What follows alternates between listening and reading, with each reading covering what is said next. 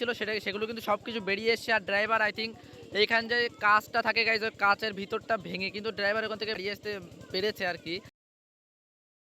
আমাদের বাড়ি থেকে কিছুটা দূরে একটা পুকুরের ভিতরে আস্ত একটা লরি উল্টে গেছিল, আর এটা শোনা মাত্রই কিন্তু আমরা বেরিয়ে পড়েছিলাম ব্যাপারটা দেখার জন্য। এবার যদি ভিডিও ভাইরাল হয় তাহলে আর কিছু করার নেই। দেখো ভাই এখানে লোকজন দেখো, শুধু দেখো ভাই পুরো একদম পুকুরের ভিতরে গেছে ভাই একদম। ফাইনালি ভাই নো, চলো গাইস দেখি এবার ওর ভিতরে কি একটা অবস্থা দেখে আসি। চলো দেখো পুরো একদম পুকুরের ভিতরে চলে গেছে ভাই লরি। পানিতে দেখো পুরো গাড়ির মনে হয় মোবিল টোবিল সব পড়েছে গাইস, সব পানির ভিতরে। আর এখানে গাইস লোকজন দেখতে পাচ্ছ সব, দেখো ভাই সম্পূর্ণটাই পানির ভিতরে চলে গেছে। ড্রাইভারের কি অবস্থা, ড্রাইভারের কি অবস্থা? ড্রাইভার উঠে গেছে? ঠিক আছে।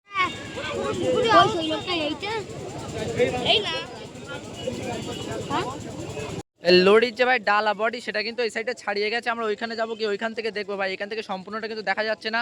চলো গাইজ ওই সাইডে যাওয়া যাক। গাইজ ভেতরে যে ডালা বডি ছিল সেগুলো কিন্তু সবকিছু বেরিয়ে এসছে। আর ড্রাইভার আই থিঙ্ক এইখান যে কাঁচটা থাকে গাইজ, ওই কাঁচের ভিতরটা ভেঙে কিন্তু ড্রাইভার ওখানে ছাড়িয়ে আসতে পেরেছে আর কি।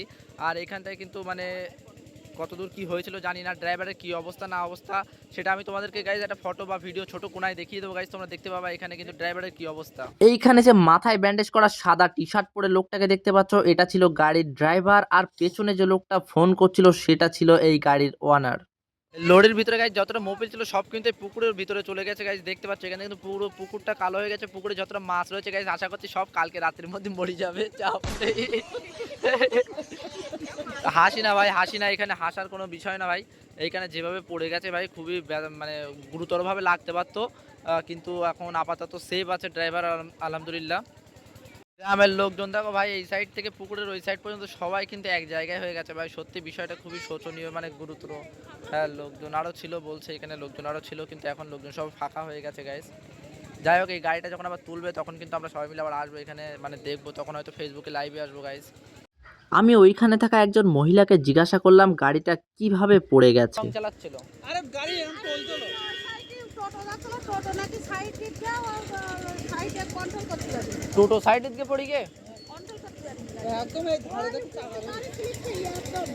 আর এইখানে এসে পড়ে গেছে তো, মানে চাকা পড়ে গেলে পুকুরের সাইডই। ও আচ্ছা আচ্ছা আচ্ছা। ব্যাপারটা তো শুনলেই, টোটো সাইড দিতে গিয়ে এই অ্যাক্সিডেন্টটা হয়ে গেছে।